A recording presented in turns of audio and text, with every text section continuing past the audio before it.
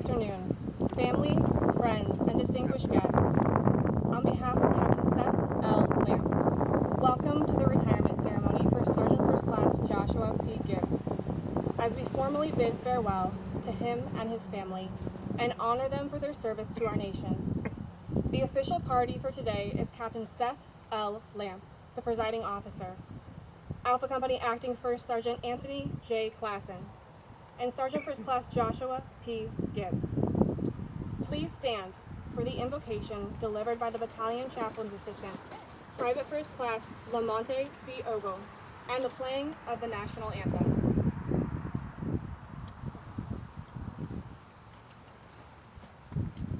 I invite you to pray with me in accordance with your own faithful tradition.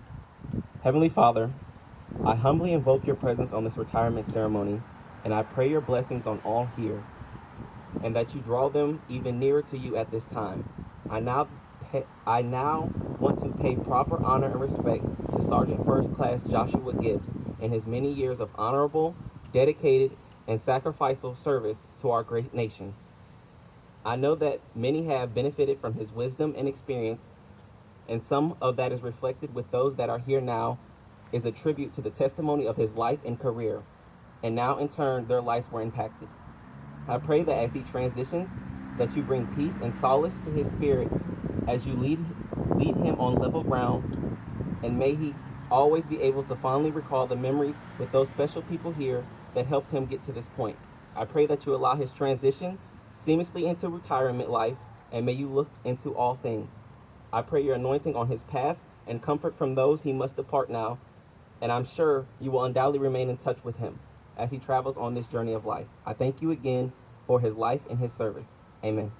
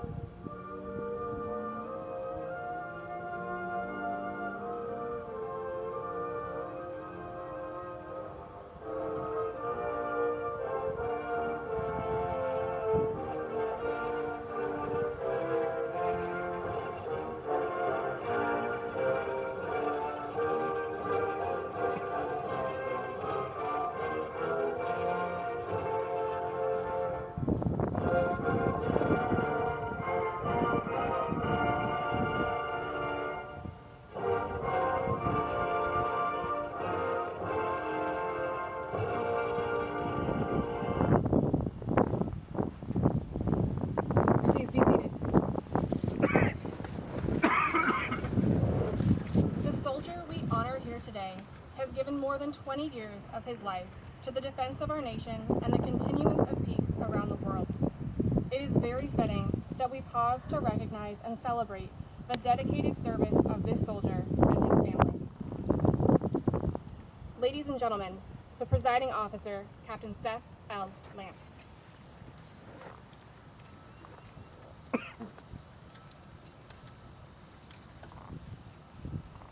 Good afternoon, distinguished guests, soldiers, the Gibbs family, and friends.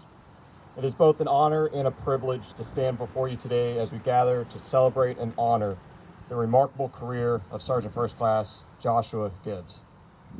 After more than 20 years of dedicated service in the Army, Sergeant Gibbs has not only served his country with unwavering commitment and exceptional bravery, but has touched the lives of many through his leadership, mentorship, and friendship.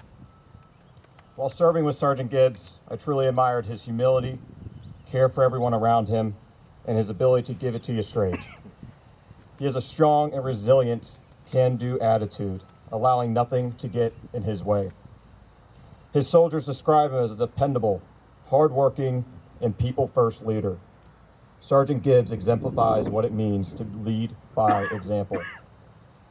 Over his 20-year active duty career, Sergeant Gibbs filled many different roles at 11 different locations, shaping him into the phenomenal senior non-commissioned officer he became. Some of his roles included platoon sergeant, attachment NCOIC, senior collection mission manager, recruiter, instructor, and senior enlisted leader.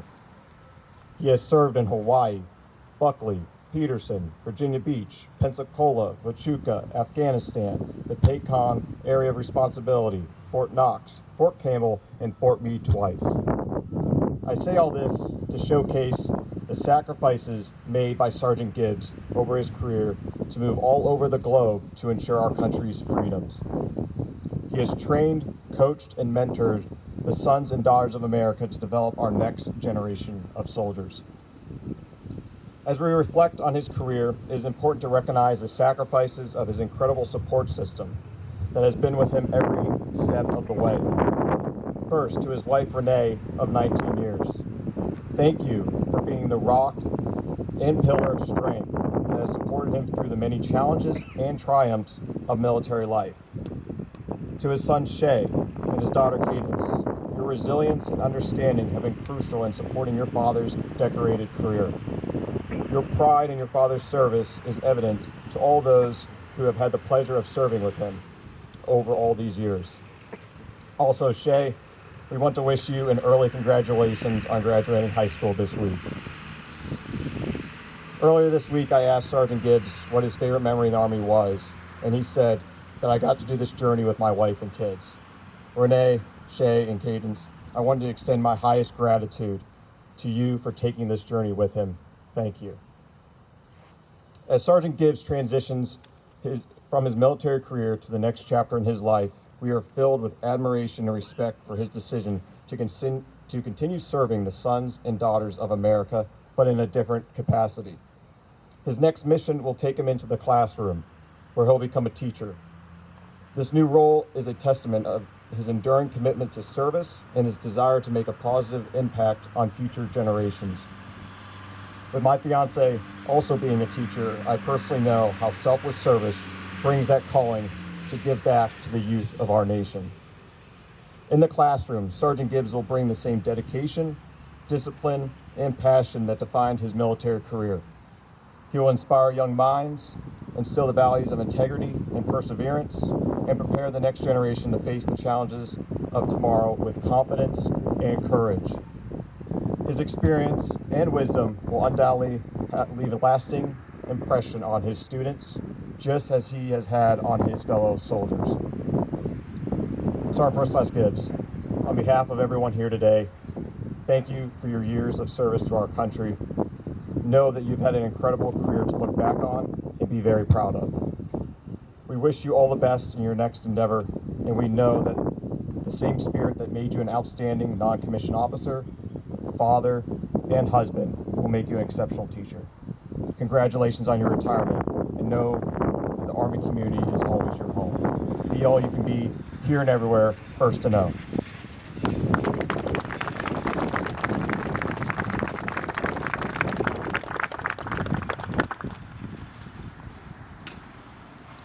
Sergeant First Class Gibbs' wife, Mrs. Renee Gibbs, will receive a certificate of appreciation and red roses as her generous, faithful, and devoted service made it possible for her husband's lasting contribution to the nation.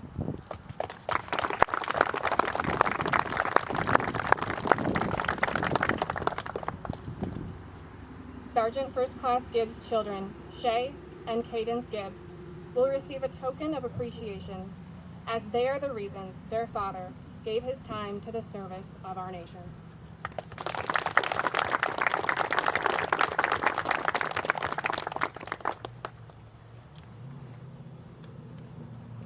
Sergeant First Class Joshua P. Gibbs retires after more than 20 years of active federal service. At the time of his retirement, he served as our senior enlisted leader at the National Security Agency. Headquarters, Department of the Army, Special Orders. By order of the Chief of Staff, United States Army, General Randy A. George. Sergeant First Class Gibbs is hereby retired.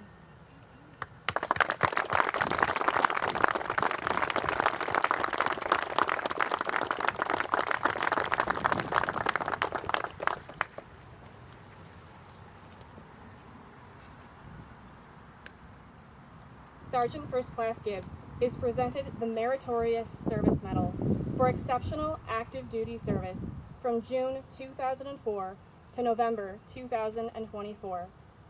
Please rise for the publication of the orders. Attention orders. The Meritorious Service Medal is awarded to Sergeant First Class Joshua P. Gibbs, 741st Military Intelligence Battalion, for meritorious service spanning 20 years in positions of increasing responsibility, culminating as a signals intelligence analyst. His contributions were vital to mission accomplishment and the organization's overall success. Sergeant First Class Gibbs' dedication to duty and selfless service are in keeping with the finest traditions of military service and reflect great credit upon himself, the 704th Military Intelligence Brigade, and the United States Army Intelligence and Security Command, and the United States Army. Signed, Timothy D. Brown, Major General, U.S. Army, Commanding.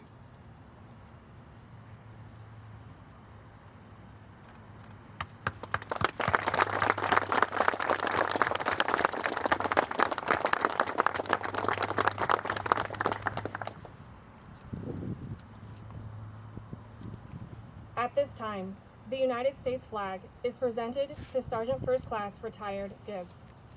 This flag was proudly flown over the National Security Agency on May 1st, 2024. Group, attention. Present arms.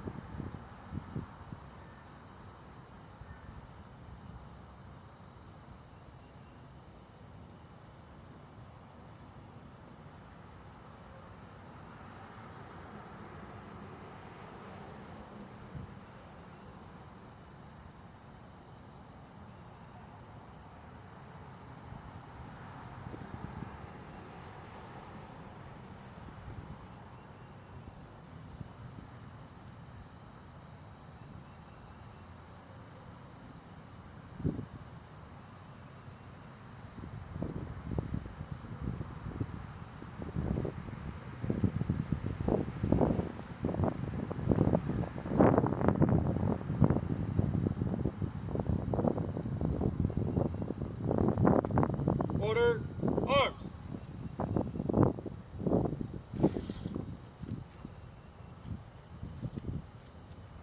Captain Lamp, representing our nation, proudly salutes you and your family.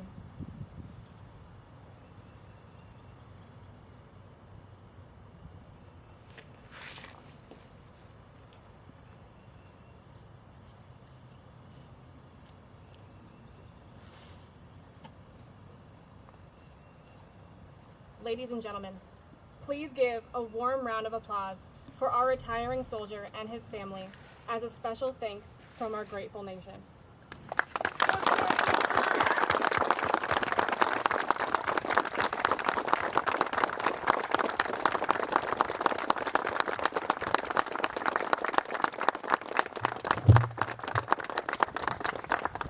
Now, a few words from Sergeant First Class retired Gibbs.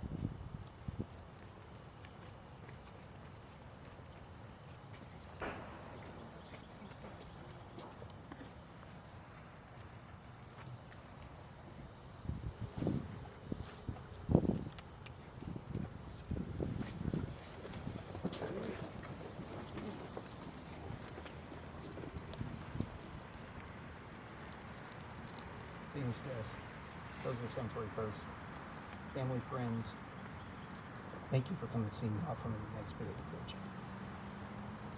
If it wasn't for the support y'all given, I would have made it off today. I want to thank my wife for sticking with me for my career. For the good and bad, you've been there for me. You've been an ear when I needed it. I know it wasn't easy. Having to move every couple of years, but you've handled it with grace. You've always been there, and I'm looking forward for our next chapter together. To my kids, Shay and Cadence, thanks for dealing with the constant instability of being in a military family. I know it's not easy having to get up and start school in a new location every couple of years, but you push through it, and it made you both stronger. I am proud of both of you.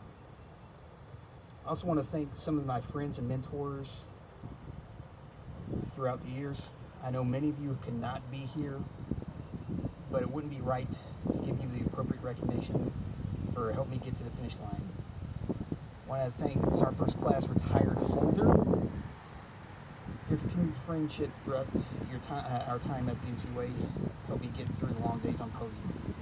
Also, Master Sergeant Wheeland, while you couldn't be here today, your 2 scoops of motivation always put a smile on my face. Master Sergeant Williams, your friendship and mentorship helped the last 3 years, go by much more smoothly than I thought it could have been. Thanks for that. Colonel Bothrin, I know you're not here, but thanks for helping me out in a dark place. You may not know it, but you may have saved my life. I also want to thank Sergeant Major Sweeney. You're not here, but your empathy showed me how a real NCO should act. There are many more people that I would like to thank, but the rest I'll do in private. If I go through every mentor I've had over the past 23 years, I'd have you out here to 2,200. 23 years is a long time. All I really know is the Army. Honestly, I spent more time as a soldier than not. In 2001, when I enlisted, I never saw myself standing here doing what I'm doing here today. I expected to do 4 years and get out. When I joined at 17, I thought anybody over 30 was old. Looking back on it, I can't help but laugh. Not at my opinion, but how much I've changed over the years. I came in right after 9/11, and I was young and naive. I really didn't know how the world worked. The only thing about the Army I knew was I was in it. While being young is great and all, that naivety was a blessing and a curse. One thing I learned back then is you can't laugh at least once a day at work. You need to get a new job. Bad thing about this lesson I learned is I learned it at my own expense. The way I learned this was I got pulled into First Sergeant's Office of Basic Training because somebody swiped the buttons off my Class A's. When I reported and explained what happened, the First Sergeant asked me, and I quote, "What would you do if I called you a liar?" Me being a young private at the time didn't know what to think. I was freaking out at the verge of tears. And the rest of the staff came out laughing while they threw the buttons at me and told me not to be so serious all the time and relax. I didn't understand it now, but that turned out to be one of the most important lessons I learned throughout my career. When I arrived at my first active duty assignment, I learned another important lesson that would further develop me as a leader. My little family suffered a small tragedy, and I attempted to just drive on like nothing happened. My platoon sergeant at the time noticed something was off and acted on it immediately. When she discovered what was really going on, she told me to leave and be with my wife for the next few days, and she would handle the rest. She said the Army will be there long after you leave, but your family won't. Take care of things on the home front first. This little empathy helped show me what was more important, and it helped mold my leadership style in the future. When I finally pinned my hard stripes, I began to understand what was taught me in the years prior. I was working mission and I had a squad, so needless to say, I was pretty swamped. It was around that time I began reaching out to others for advice on leading soldiers. I was told that I didn't need to do it all and I needed to learn how to delegate. Being a new NCO, delegation wasn't really something I was comfortable with. So I figured I should at least humor the idea. It was around this time that the 741st started preparing for their tactical dining in. And I was in charge of transportation. There was lots of moving pieces, to include a member of our formation, the Sergeant Major, being arrested by the MPs at his house and being brought in cuffs. He was angry, by the way. Between coordinating the TMPs to serve as designated drivers, the Humvee for the official party, and the cop, I was pretty underwater. I got a crash course in delegation, and in the end, I did a mediocre job. Luckily, between a certain NCO's tricycle incident, our platoon sergeant getting butt hurt over a table piece called What Keeps Our Platoon Sergeant Occupied All the Time, it was a cell phone, and somebody dumping an entire bottle of Everclear in the grog, the event was successful. Just remember, never, ever, ever drink the non-alcoholic grog. It will make you sick. When I picked up my first platoon, I learned another aspect of leadership that was from one of the greatest officers I've ever served with. We were gearing up for a deployment to PACOM and trying to get our PDHRA, but it was not lining up due to us not traveling on TCS orders. The CRC wasn't going to allow us to be seen at their clinic. If we didn't find a solution, we wouldn't be able to get the correct immunizations for us to move. So I had to find a solution to this issue. My head was spinning to find the solution, and my mentor told me, hey, never say no, it can't be done. Ask what could be done to find this solution. While this advice could have you walk in a gray line, ultimately it will produce better results. I ended up pulling some strings, getting some orders cut that would allow us to utilize the clinic. While we weren't traveling on these orders, we still got the necessary care. Just don't ask about the orders. You might get in trouble. During the hardest tour of my career, recruiting command, I had to learn about being a leader without being in a leadership role. As a recruiter, I had to guide the nation's youth into a career in the Army. While I hated being a recruiter, and to this day I still refer to it as the seventh layer of hell, I did learn how to mentor and lead when you have no real authority over a person. The reason it was so difficult to me was due to the fact I still had this us versus them mentality over civilians. And the fact that I really had no interaction with civilians outside of civvies that we worked with and contractors didn't help. My first few weeks there, I was able to speak to some potential applicants, but it didn't really go anywhere. So when I finally got rid of that us versus them mentality, it worked out. I was also working extremely long hours, and I had to come up with different ways to balance out what little time I had so I wouldn't lose my mind. So while it's not a viable option to not take your work home with you, I found out that that's probably the best option. The Army will be there long after you're gone, but your family will not. Your family will always be there with you. Those are a few of the things I've learned over the past 23 years. I honestly wouldn't be the man I am today if I didn't walk to the office November 11, 2001. While I've gotten older and grayer over the years, I'd like to think I've matured a lot as well. I went from a person who knew next to nothing to a senior NCO who, God forbid, reads regulations for fun at times. My views on age have changed as well. Now you have to be over 45 to be considered old. I still have time before I'm an old man. And as much as I complain about my time in, I look fondly upon the time I've served. If I didn't join, I don't think I'd be able to meet the love of my life, Renee, or I had a chance to be a father. I wouldn't have had the opportunity to see the places I've been to. To date, I've been to 48 of the 50 states and have been to 5 different countries. I wouldn't be able to do a lot of the fun stuff I've been throughout my career. Who else could say they've been paid to wreck a bunch of cars while being chased by a Crown Vic that looked like something out of Mad Max? Yes, there are bad times, and yes, I was away from my family for a while, but it only served to strengthen everybody for the good times. Some say retirement is an end. In a lot of ways, that's the truth. But in a lot of ways, it's a new beginning. New beginnings for myself as well as my family. Like my mentor has always said, the Army will always be there long after you leave, but your family will always be there. I know that I will not be in uniform, I know my legacy will live on through the soldiers I've led and mentored through the years. In closing, thanks for all the fun over the years. The Army is not always fun, but somehow I've managed.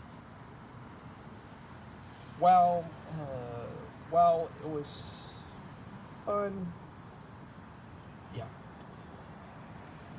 Was it so much fun I fear retirement? No. There's Army fun and there's retirement fun. Since I'm standing here giving my retirement speech, it's pretty obvious which fun I chose. Don't get me wrong, I will miss the camaraderie and the opportunities given me throughout the years. However, the early morning wake-ups will be something I'll gladly give up. With that being said, I'd like to remind everybody, I'll not be at formation tomorrow, next week, or ever. That's it.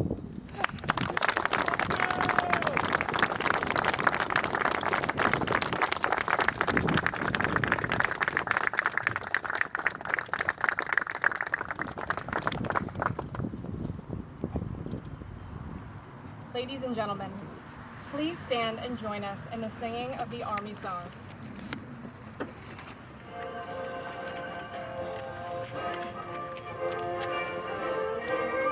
March on, sing our song.